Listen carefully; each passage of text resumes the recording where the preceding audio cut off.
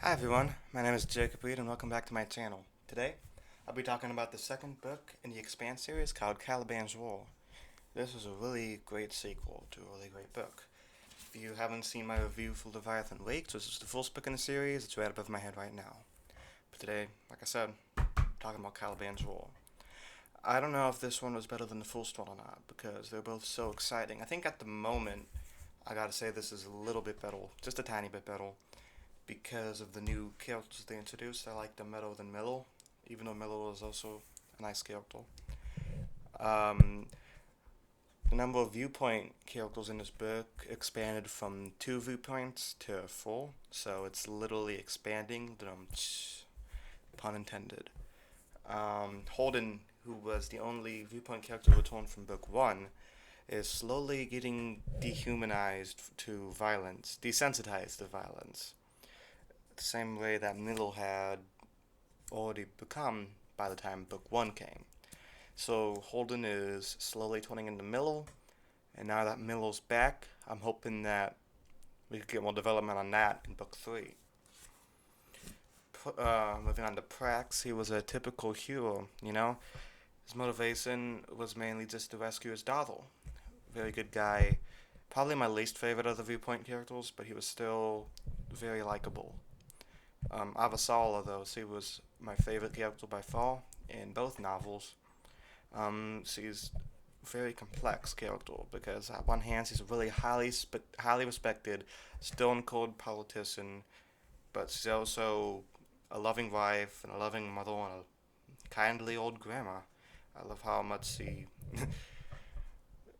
separates her personal life from her professional life, and basically two different people.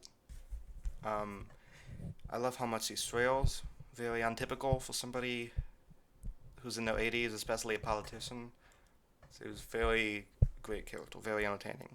I love the relationship with her husband, Arjun, and it's a beautiful example of a long, loving relationship that many people don't get to experience. And it leaves us with our final viewpoint character, Bobby. It's a very action-oriented character. I love how tough she could be, but on the inside, how vulnerable she is, and the objective way she views things in life kind of leads her to being very useful and open-minded, because she kind of realizes that the government she was working for is kind of bad people, a lot of bad people. Amos is a very wise person, and I liked his development this book. He really changed. Well, we found out more about him this book than we did last book. He's a very wise person, and he really knows how to play situations to his advantage. But he also knows how to beat people up, which is great. You gotta have a guy like that on your team. Well, now, we had Amos and Bobby, so two tough people. We find out about his sad backstory of being a child to a prostitute and living on the streets alone before he joined the Rocinante. And we see how, despite that, he's still an intelligent and very kind person. He really cares about others. He's a great character. Um, we find out more about the differences between how people live on Earth than how people live on Mars. Well, on Mars, everybody works every day for resources to survive, but on Earth, everybody already has enough resources to survive on their own, and not everybody has to work. They just live on a more basic income, while the people who choose to work get extra income. So it's really unfair between the different classes of Earth and Mars. I'd rather live on Earth. I'd still work, but I feel like it'd be easier.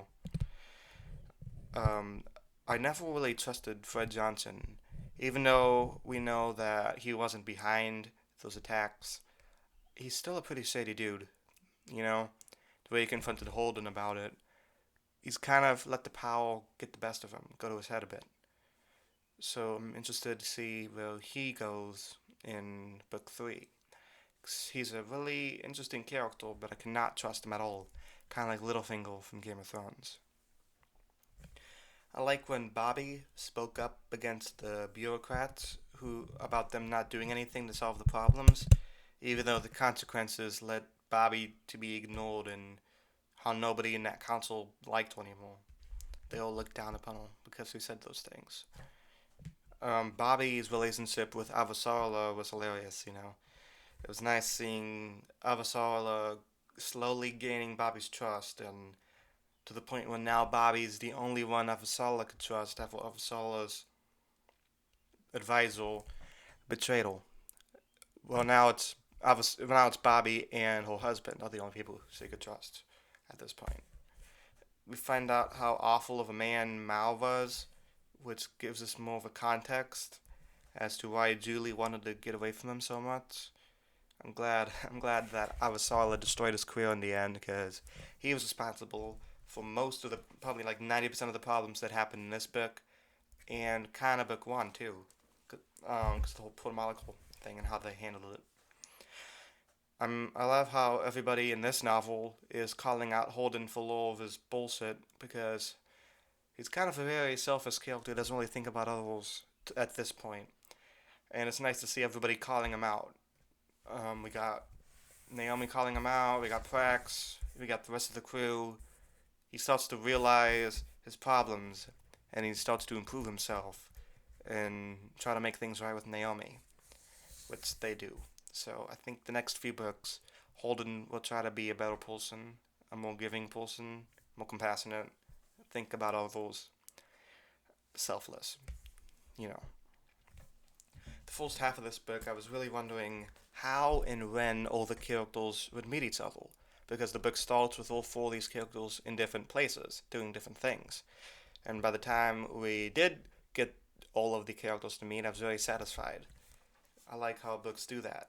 They characters from all over the galaxy, I guess, at this point. No, the solar system, sorry. And we get to see how they connect. And they perform a nice team, great teamwork. They work together to solve the threat with their own unique skills and abilities and experiences.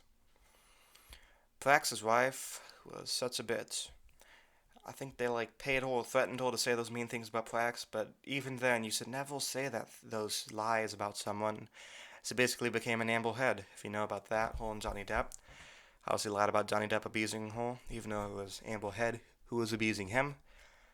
Not the same kind of thing, but similar with Prax and his wife. But it was really sweet seeing Prax meet May again because he spent the whole book looking for May. He finally finds her. Very sweet moment. And how Strickland was saying, "Oh no, I'm not evil. They kidnapped me too," but none of them bought into that because Strickland's a very shady looking dude. So yeah, it's nice seeing Amos kill him because he's really great at killing people. Very versatile character, like I said with Amos. So yeah, this is a great book. Like I said, I don't know if this is as good as book one or if it's better than book one. But at the moment, like I said, I think it's better than book one, just in my head at the moment, because of all the new characters, how much I loved Avasarala, and how cool Prax was, and how amazing Bobby was. So I'm giving this, like book one, a B plus, which is very great by my standards.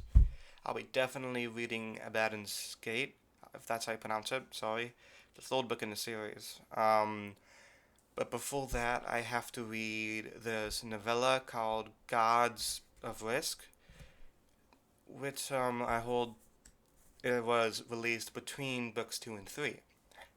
But that's only like 70 pages, so it'll only take me like 3 days to read it. So I'll probably have that on my channel within the next couple weeks before I start reading Abaddon's Gate. So yeah, I hope everybody liked this video. Let me know what your thoughts are on Caliban's rule. Please don't leave any spoilers for books 3 through 8 because I have not read them. Like I said, I'll wait until I read like books 4 or 5 before I watch the TV show because I heard the TV show is really very good. But I don't want to get spoiled by anything from later books, you know? So, what other books do you think I should read on this channel and talk about? Let me know in the comments. I post videos every Sundays and Thursdays. I hope everybody out there has a nice day, nice weekend whenever you watch this, and everybody stay safe and peace.